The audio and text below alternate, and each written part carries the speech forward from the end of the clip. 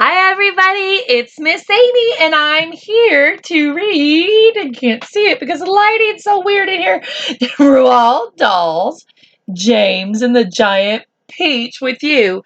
Today we're going to read chapter 33 and 34 because they're such short stories, or short chapters. Now remember boys and girls, Miss Amy does not own the rights to this here book from Roald Dahl. She just owns the book and she's glad she gets to share it with you. See, the lighting in here is just not great today. There we go. Roald Dahl's James and the Giant Peach. That's just peachy. All right, here we go.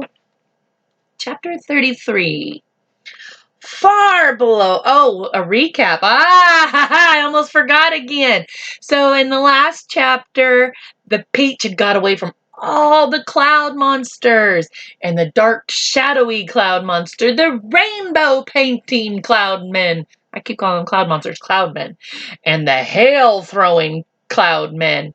And they got away, and some of the seagulls started to let go. And now they're flying over a city.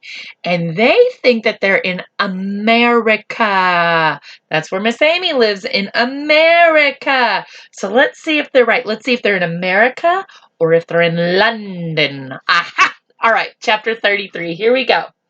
Far below them in the city of, drumroll please, New York! Oh, so they are in America. So far below them in the city of New York, New York.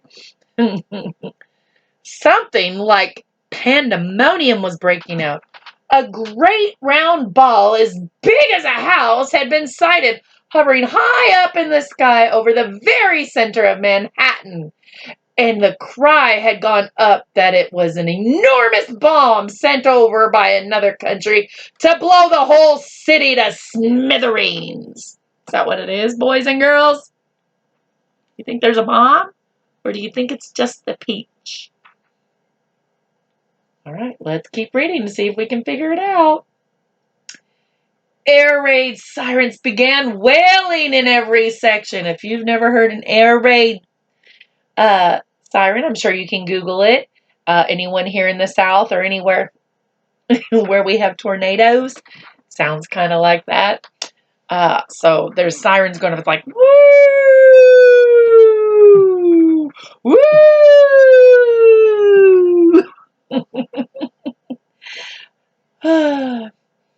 So the air raids, I'm laughing at myself, air raid sirens began wailing in every section. All radio and television programs were interrupted with announcements that the population must go down into their cellars immediately. Oh, do you have a cellar? I don't have a cellar.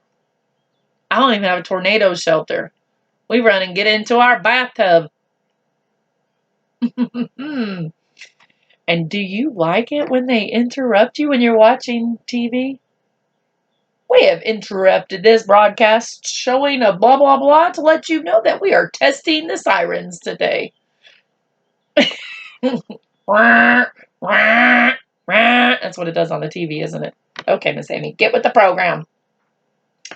1 million people walking in the streets on their way to work looked up into the sky and saw a bird, a plane, just kidding, and saw the monster hovering above them and started running for the nearest subway entrance to take cover. Generals grabbed hold of the telephones and shouted orders over or to everyone they could think of. The mayor of New York City, the mayor of New York called up the president of the United States down in Washington, D.C. to ask him for help. And the president, who at the moment was having breakfast in his pajamas, quickly pushed away his half-finished plate of sugar crisps and started pressing buttons right and left to summon his admirals and his generals. And all the way across the vast stretch of America in the 50 states, from Alaska to Florida, from Pennsylvania to Hawaii, the alarm was sounded. and the word went out that the biggest bomb in the history of the world was hovering over New York City, and that at any moment it might go off. All right, let's see if I can get my lighting in here to work so I can show you the picture of the peach. There we go. Flying over New York City. That must be the Empire State Building. I'd have to admit that'd be mighty frightening if I saw that in the sky. But I'm sitting here thinking as I'm doing this, I'm thinking about the cloudmen again. I'm glad we're not dealing with them. Now we're dealing with another problem. James and his friends just keep getting in so much trouble. But I'm sitting there thinking, you know, the cloudmen kind of probably felt like this too. They got all concerned and worried, and they just took action to protect themselves and their little cloudmen babies, huh? I'd be frightened. Okay, chapter 34. Come on, centipede, bite through the first string, James ordered. The centipede took one of the silk strings between his teeth and bit through it. And once again, but not with an angry cloudman dangling from the end of the string this time. I bet you they're happy for that. A single seagull came away from the rest of the flock and went flying off on its own. Bite another, James ordered. The centipede bit through another string. Why aren't we sinking? We are sinking. No, we're not. Don't forget, the peach is a lot lighter now than when we started out, James told him. It lost an awful lot of juice when all those hailstones hit it in the night. Cut away 2 more seagulls, centipede. Ah, that's better. Here we go. Now we really are sinking. I wonder, boys and girls, do you think sinking is going to help them with this problem? I hope they don't land on people. I guess it's probably a good thing that all the people are going underground because, you wouldn't want to land on somebody, would you? That would be awful. Yes, this is perfect. Don't bite anymore, centipede, or we'll sink too fast. Gently does it. Slowly, the peach began losing height, and the buildings and streets down below began coming closer and closer. Do you think we'll all get our pictures in the papers when we get down? The ladybug asked. My goodness. I've forgotten to polish my boots, said the centipede. Everyone must help me to polish my boots before we arrive. For heaven's sake, said the earthworm, can't you ever stop thinking about... But he never finished the sentence, for suddenly, whoosh, and they looked up and they saw a huge 4-engine plane come shooting out of a nearby cloud and go whizzing past them not more than 20 feet over their heads. Oh no, now we got even more problems, boys and girls. What is James and the creatures gonna do? This was actually the regular early morning passenger plane coming into New York from Chicago. And as it went by, it sliced right through every single one of the single silken strings.